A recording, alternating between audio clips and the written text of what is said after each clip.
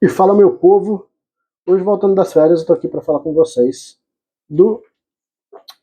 Eu ia pegando o perfume errado, olha só. Do Herba Leather de Suspiro, tá? Já tô com ele aqui nas costas da mão.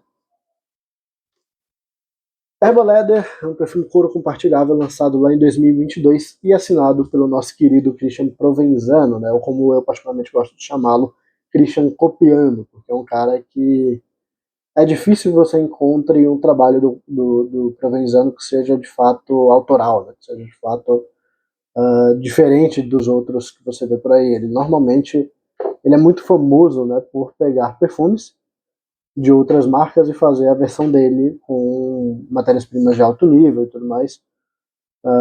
É um baita de um perfumista, mas é um cara que falta muita criatividade, né? Então eu apelidei o Provenzano carinhosamente de Christian Copiano. Né? Mas enfim, povo, o que a gente tem aqui no Herbal Leather, o que o Herbal Leather vai mostrar pra gente em relação a aromas, né? No topo, a gente vai ter aí uma saída cítrica frutada, tá? Vindo a partir de três notas, basicamente, que são o limão, a bergamota e o maracujá. Tá? Eu, particularmente, sinto um destaque considerável aqui para o maracujá. É uma nota que eu sinto com bastante clareza aqui. E é um maracujá bem gostoso, cara. Não é o melhor maracujá que eu já senti na minha vida. Esse posto ficaria com o Fuegia, né? Com o Imbocuruiá da Fuegia. Mas é um bom maracujá, cara. Pelo menos é bem melhor do que as notas que você encontra normalmente, por exemplo, na linha erva pura dentro do Serjoff, por exemplo. Né? Aqui dá pra ver que, de fato, ele tem uma qualidade superior, sim, pelo menos nesse acorde frutado. Maracujá bem azedo, que obviamente vai ser potencializado esse lado ácido, justamente porque ele está junto de bergamota e limão, né? Que eu também sinto aqui, principalmente o limão siciliano, né?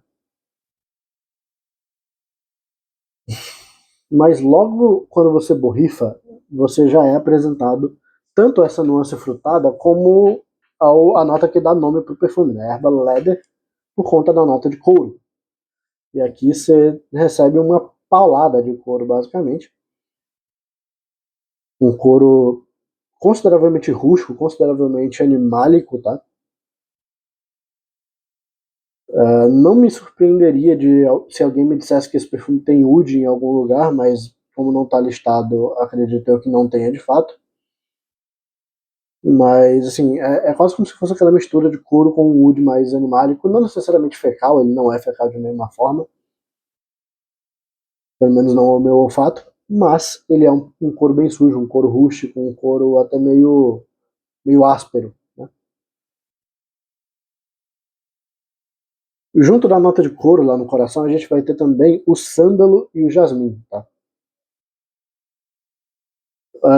O sândalo, principalmente, ele vai trabalhar aqui, como quase em todas as fragrâncias, ele vai trabalhar para trazer cremosidade. Ele vai trabalhar muito bem junto desse maracujá, dessas notas cítricas e da nota de jasmim também, que é um floral mais cremoso, é um floral mais opulento, né? Trazendo bastante cremosidade, um certo lado confortável para esse perfume, junto dessa nota de couro que é muito potente e muito pesada. Né?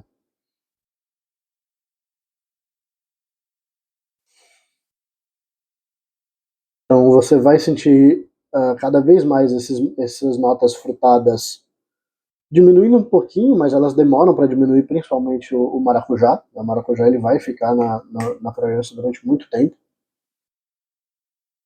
O couro vai crescendo e aos poucos ele vai se assentando e as outras notas de coração vão subindo também, que são o jasmim e o sândalo. Né? O sândalo vai ficando, inclusive, cada vez mais presente na fragrância.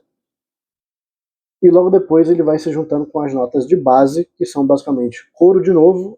Normalmente algumas pirâmides fazem isso, né, de repetir as notas, basicamente para você entender que esse acorde de couro vai continuar, né, não, durante toda a fragrância, né, durante toda essa fase da fragrância. E realmente fica. Né? Então a gente tem o couro, âmbar e vetiver. Tá?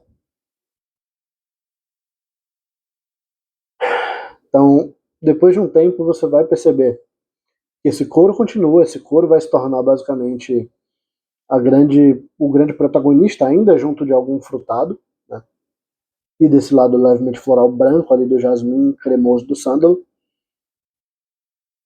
você vai sentir um calor de âmbar surgindo, né? Um calorzinho ambarado, abaunilhado,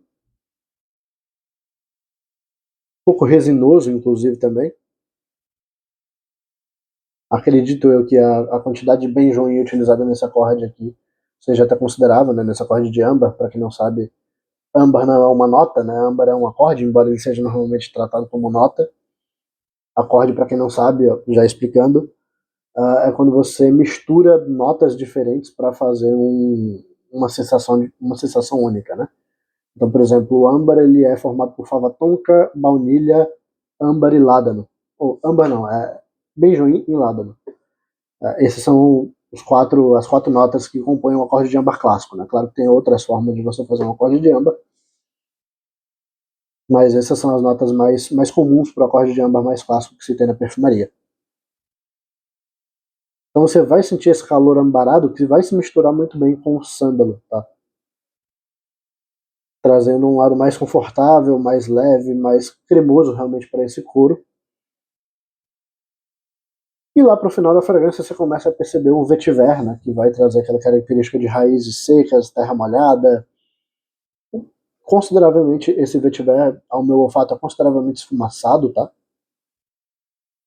Eu sinto aqui um esfumaçado que combina muito bem com o couro e me faz em algum momento muito longe, assim, não é uma referência direta, mas me faz em algum momento muito longe me lembrar alguma coisa no caminho de Ombre Leather, tá? Mas assim, bem de longe e com uma qualidade bem, na minha visão, pelo menos, abaixo, tá? Ombre Leather tem um acorde de couro muito mais realista e esse lado ali de combustão, né, que vai dar esse lado esfumaçado, meio de combustível, lá no Ombre Leather é muito mais potente e tem uma qualidade muito melhor. Aqui não chega a ser combustão, né, não chega a ser aquele acorde de combustível, de gasolina, enfim, mas você tem aquela sensação de um couro esfumaçado, de um couro, de repente ali quando você sai de moto, numa jaqueta de couro, alguma coisa do tipo, você, aquela fumaça da moto, aquela fumaça do trânsito fica grudada no seu corpo. É basicamente um pouco disso que eu sinto, bem suave, tá? Não é um perfume ultra mega esfumaçado, mas é como se você tivesse, sei lá, botado para lavar a roupa depois que você andou de moto e mesmo assim ainda dá para sentir um leve esfumaçadinho de fundo que tá vindo desse vetiver. Né? E é basicamente isso em relação a notas, tá, povo? Não é um perfume ultra complexo, não é um perfume que apresente inúmeras nuances, inúmeras mudanças, né, inúmeras evoluções. Ele é um perfume um pouquinho mais linear. Eu não cheguei a conhecer o Herba Wood, acredito eu, tá? Da Sospiro. Então, assim, dentro da linha dos Herba, contando Sospiro e contando Serjoff, né? Então, Herba Pura, Herba Gold, Herba Leather, Herba Pura Mágica, etc, etc. Para mim, o Herba Gold é o melhor de todos, tá? É o perfume que eu mais curto dentro dessa proposta. Eu acho que esse couro mais animálico, levemente esfumado, traz um toque que me distrai um pouco das notas frutadas, que são muito sintéticas, né? Infelizmente. Obviamente que toda nota frutada vai ser sintética. Mas o que eu falo quando eu digo que esse perfume frutado é muito sintético, é porque não porque a origem da matéria-prima é sintética, e sim porque o cheiro dela lembra algo sintético, lembra um, uma bala de maracujá, uma coisa do tipo, sabe? Não lembra um maracujá em si. É uma coisa mais artificial mesmo, tá? E aí esse couro com jasmim, com vetiver esfumaçado, ele me distrai um pouco dessas notas frutadas ali, que são mais enjoativas e como é que eu posso dizer, mais sintéticas mesmo, né? Mais artificiais. Olha, é um perfume bem legal, cara, sendo bem sincero, assim, eu não sou um grande fã da Suspiro e nem um grande fã da linha Erba, tanto de Suspiro quanto de Serjoff, né? Eu acho que são perfumes muito dispensáveis, a grande maioria deles ruins de fato. Infelizmente, são uma linha que fazem um sucesso absurdo no público, mas é uma linha que eu acho que é muito fraca e cobra-se muito caro por ela. Tem muitos outros perfumes em outras marcas que seguem uma vibe um pouco parecida e são melhores do que eles, né? São perfumes meio cansados, são perfumes que você enjoa com uma certa facilidade, pelo menos para mim. E esse cara, dentro dessa proposta, dentro da linha dos erba, né, erba pura, erba gorda, como eu falei para vocês, ele é o menos enjoativo. Acho que essa nota de couro ela dá uma salvada no perfume, basicamente. Em relação a desempenho, tá, povo? É uma bomba. Sendo bem sincero com vocês, o perfume projeta muito. Ele vai projetar aí 2 horas, 2 horas e meia, talvez até um pouco mais. Projeção alta, eu diria, média alta talvez, mas eu diria até que é alta assim. Tá? É um perfume que definitivamente você não vai passar despercebido. Pode ser que algumas pessoas não gostem, principalmente por conta dessa nota de couro, né? Esse couro mais animálico, mais esfumaçado, não vai ser uma coisa que vai agradar 100% das pessoas. Então, se você é daquela galera que compra perfumaria pensando em agradar o outro, talvez esse não seja o perfume para você. Né? Mas essas notas mais intensas, né, o vetiver, o couro e tudo mais, eles ajudam muito na questão de projeção e fixação. Como eu falei, projeção alta em torno de 2 horas, 2 horas e meia, fixação acima das 9, 10 horas, mais ou menos ali. Tá? O desempenho dele definitivamente não vai ser para você não chamar a atenção. Ele é um perfume chamativo, ele é um perfume explosivo e é aquele negócio meio ame ou odeie, né, por conta da nota de couro e muita gente acaba também se sentindo incomodada com os sintéticos, com os frutados mais sintéticos, né? Então, de novo, se você é aquela parte daquele público que compra um perfume já pensando em ser elogiado com ele, cara, tem coisas melhores aí para você ser elogiado, tá? Inclusive os erba pura da vida, embora eu particularmente não goste mais desse cara, por exemplo, cara, o erba pura agrada com facilidade, eu não posso fazer nada a respeito disso. Não é à toa que vende tanto. Não é à toa que tem um hype tão absurdo, porque agrada. Eu não gosto, eu acho enjoativo, mas o público comprou. Né? Em relação à ocasião de uso, tá? Cara, esse perfume, ele me deixou um pouco confuso em relação à ocasião de uso, tá? Porque ele mistura esse acorde frutado, adocicado, sintético, explosivo, azedinho ali de maracujá, que para mim tem uma vibe muito, como é que eu posso dizer, uma vibe muito descontraída, né? Uma coisa mais dia a dia e tudo mais. Embora, né, por conta da potência, eu não recomendo para dia a dia, mas eu já entro na ocasião de uso em relação à temperatura e etc, etc. Mas ele traz esse aspecto mais jovial, esse aspecto mais, como é que eu posso dizer, mais descontraído, mais casual, mas ao mesmo tempo ele traz o couro, ele traz o âmbar, o sândalo, esse toque floral branco de jasmim, que para mim trazem um lado mais requintado para ele. Então assim, eu meio que não sei exatamente para que eu usaria. Né? De repente, se você, eu acho que a ocasião que eu mais melhor consigo pensar é que você, quando você for para um restaurante, para alguma coisa do tipo, com amigos. Né? Imagina você com um restaurante mais de alto padrão, então você ali com, não necessariamente de terno, mas pelo menos com uma blusa de manga longa, aquela coisa toda, calça, uma calça de alfaiataria, e indo para um restaurante desses de alto nível jantar com uns amigos. Então você mistura essa coisa de um ambiente um pouco mais requintado, de um traje um pouco mais refinado, com a diversão, com o prazer de estar ali compartilhando um momento com os amigos, comendo alguma coisa. Seriam nessas ocasiões onde você não vai 100% para o lado pro lado formal e nem 100% pro lado do dia a dia, da azaração e da coisa mais casual do dia a dia, né? Em relação à temperatura, ocasião de uso em relação a noite, dia, etc, etc. Ó, ele não é um perfume para calor, definitivamente. Então, assim, se você mora no norte e nordeste, cara, dificilmente você vai conseguir utilizar esse cara e não se sentir incomodado durante o dia. Ele é um perfume que, para as nossas regiões, ele é feito para noite e noites frias, provavelmente de inverno e outono. Tá? Nas regiões mais frias do país, talvez você consiga utilizar de dia, tá? Um dia que tiver um pouco mais ameno, não recomendo em dias muito quentes, mesmo para regiões onde são mais frias, não vai fazer o mesmo calor aqui, por exemplo.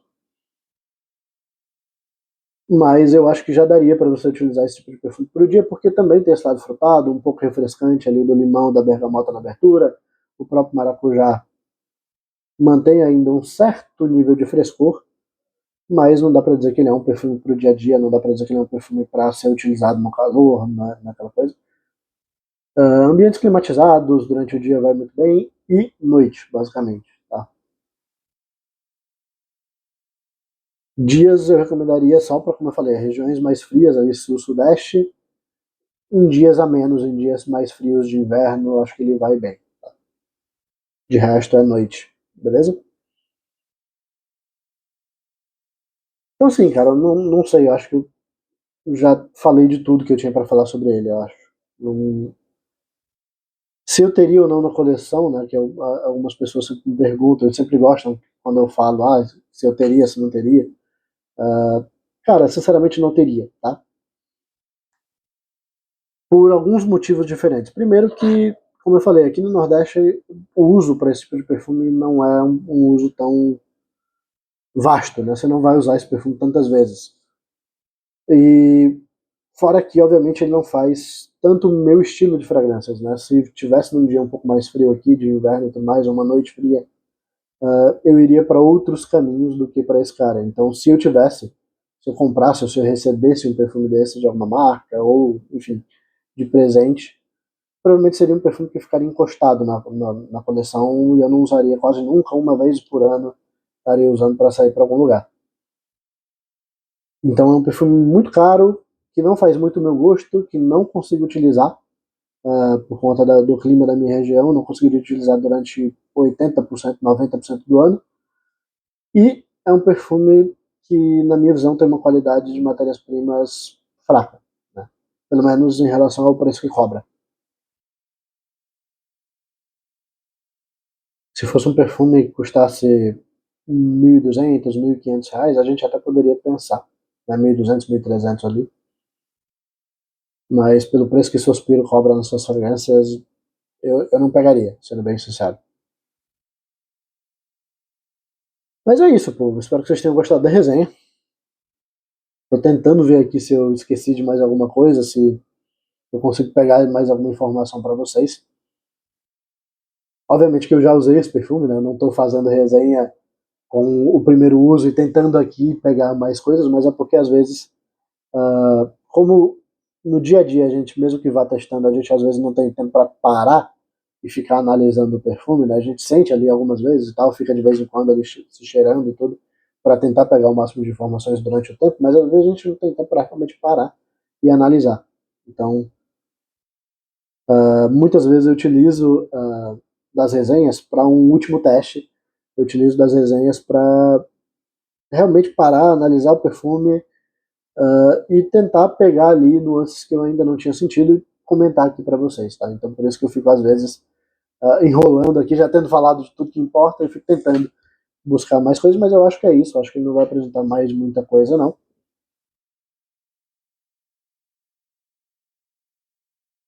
É isso, povo. Espero que vocês tenham gostado da resenha. Valeu, falou e até a próxima.